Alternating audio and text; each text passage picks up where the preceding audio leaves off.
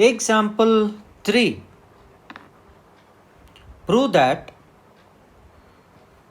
2 times log 6 by 7 plus half log 81 by 16 plus logarithm of 196 by 27 equals to log 12. Here in the problem, the left hand side there are 3 terms. By adding them, simplifying into single logarithm. So, we take up 2 log 6 by 7 half log 81 by 16 plus log 196 by 27. We use one formula, that is, we know logarithm of m to the power of k to the base a is equals to k times log m to the base a. The same formula, if you read in the reverse order, k times log m to base a is equals to log m to the power of k to the base a.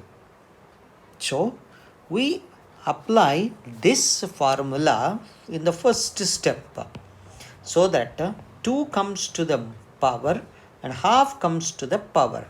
That can be written it as it is logarithm of 6 by 7 taken whole square plus logarithm of 81 by 16 to the power of half plus logarithm of 196 by 27.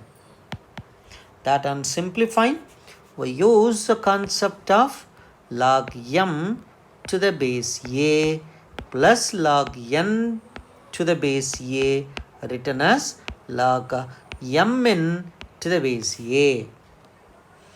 In this, by applying this formula, log a plus log b plus log c can be written as log abc.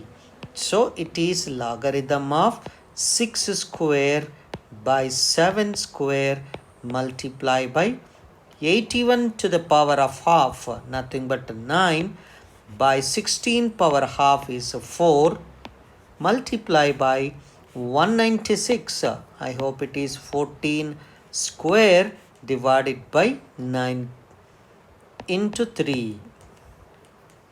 Okay, simplifying this one, that is equals to, it is logarithm of 36 by 7 into 7 multiplied by 9 by 4 multiplied by 14 into 14 divided by 9 into 3.